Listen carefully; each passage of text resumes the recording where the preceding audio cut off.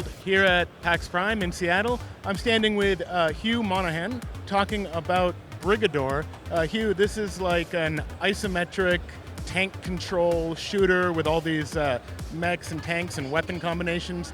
Can you talk about sort of your design ideals for this game and how you want people to experiment with those combinations? Sure. So when we built this, a couple of things that we wanted to emphasize was that it's a game you can get right into. We don't have any like RPG-like stuff.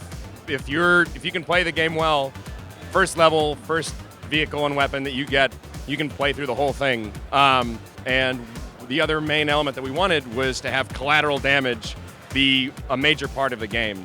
So literally everything in the game world is destructible.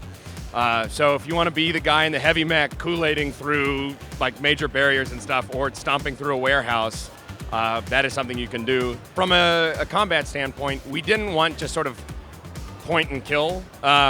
So we spent a lot of time prototyping a 3-space aiming system.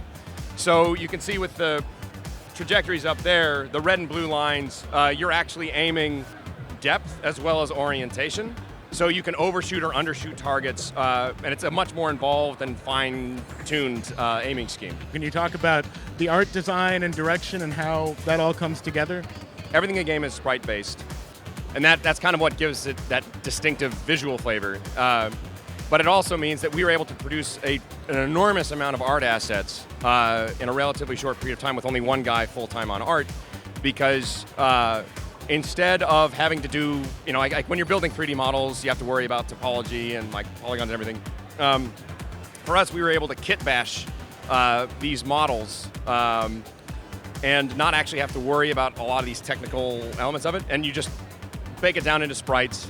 You end up with something that is distinctive visual flavor, and it's like we get a lot that, it's kind of a 90s vibe, and I think the best way to describe it is if 90s style visuals had kept going, if 3D didn't happen, this is the kind of stuff that you would have been starting to see.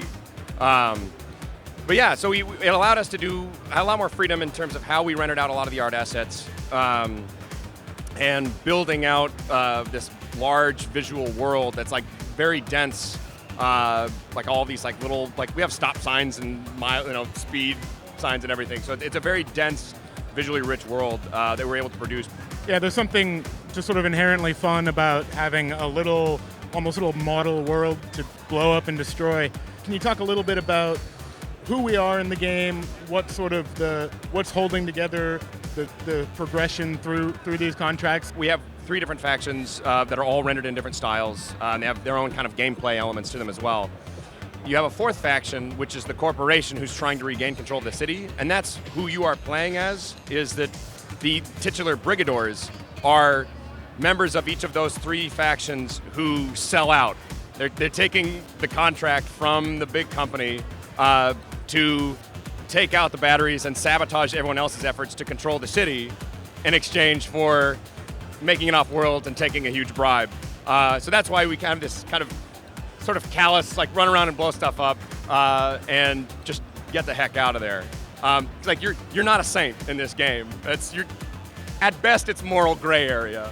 Yeah, I killed a lot of civilians, which I didn't realize at first. I didn't know they were civilians. Sure. So you're out on early access October 20th, is that right? Yeah, early access October 20th, and we're hoping to do a full release sometime around early 2016. Thanks for chatting with us, Hugh. Yeah, cheers.